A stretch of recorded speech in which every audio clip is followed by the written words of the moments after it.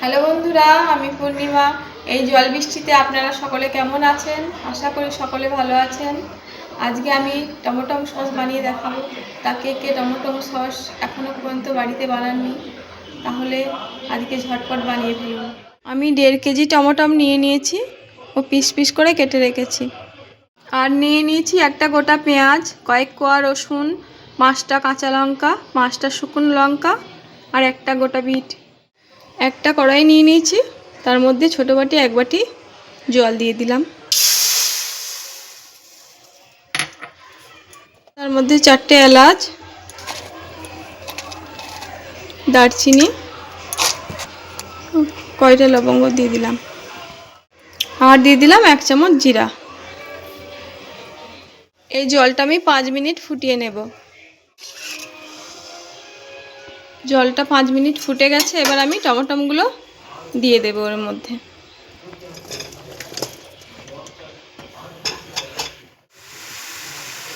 এবং গোটা লঙ্কা, শুকনো লঙ্কা, পেঁয়াজ, রসুন এগুলোকে আমি এর মধ্যে দিয়ে দেব।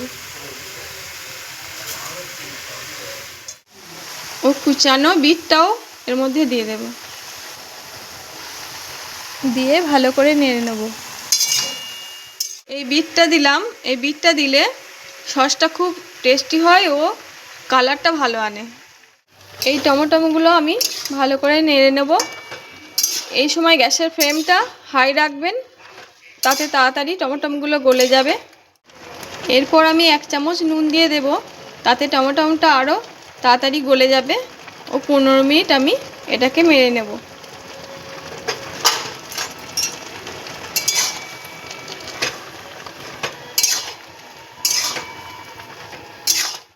এই যে সসের মধ্যে আমি কাঁচা লঙ্কা, শুকনো লঙ্কা ব্যবহার করলাম, এটা সসটা ঝাল আনার জন্য।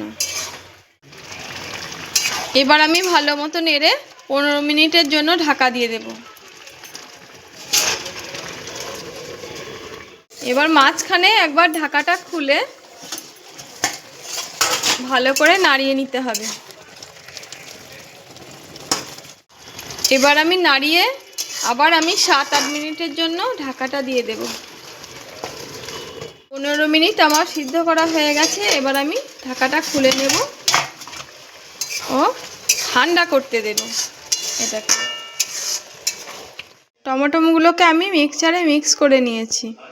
যে কড়াইয়ে আমি বানাবো সসটা, সেই কড়াইয়ে আমি একটা ছান্তি নিয়ে ঢেলে নিলাম।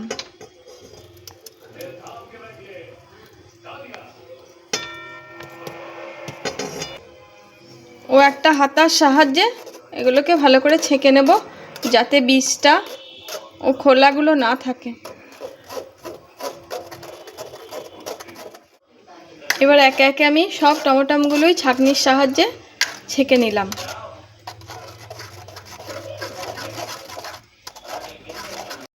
তো দেখুন বন্ধুরা, এই টমেটোর মধ্যে কতটা পরিমাণ খোলা ও বীজ বেরিয়েছে। এটাকে আমি একদমই নেব না, এটা আমি ফেলে দেবো। আর এর মধ্যে আমি দিয়ে দেবো 500 গ্রাম চিনি। 1.5 কেজি টমেটোর জন্য আমি 500 গ্রাম চিনি ব্যবহার করলাম। আর দিয়ে দেব 50 ml ভিনিগার। এই ভিনিগারটা ব্যবহার করার জন্য টমেটোর সসটা অনেক দিন থাকবে। আর 1/2 চামচ বেকিং সোডা।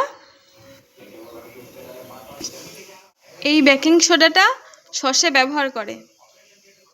আগে আমি যেহেতু নুন ব্যবহার করেছি, তার জন্য আমি 1/2 চা চামচ নুন দিয়ে দিলাম ও 1/2 চা চামচ বিট লবণ।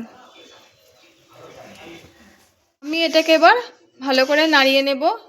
এই যে দেখতে পাচ্ছেন, এটা চিনিরই ফেনা, এটা আস্তে আস্তে চলে যাবে। দেখুন ফেনাটা এবার আস্তে আস্তে চলে যাচ্ছে। এটাকে আমি আরও 10 মিনিট নেড়ে নেব। তো দেখুন বন্ধুরা, ফেনাটা চলেও গেছে ও রঙটাও কত সুন্দর হয়েছে। তো দেখুন বন্ধুরা, সসটা হয়ে গেছে কিনা দেখার জন্য একটা প্লেটে একটু সস নিয়ে দেখবেন। সসটা হয়েছে কিনা দেখার জন্য একটা প্লেটে একটুখানি নিন, তারপর কাট করে দেখুন যে জল গড়াচ্ছে কিনা একটু। আমি গ্যাসটা অফ করে দিলাম। ও ঠান্ডা হলে তারপর আপনারা কাচের জারে সসটি ভরে রাখবেন। তাহলে আমার সসটি রেডি হয়ে গেছে। আপনারা অবশ্যই জানাবেন কেমন হয়েছে। ভিডিওটি ভালো লাগলে লাইক শেয়ার কমেন্ট করুন ও চ্যানেলটিকে সাবস্ক্রাইব করুন।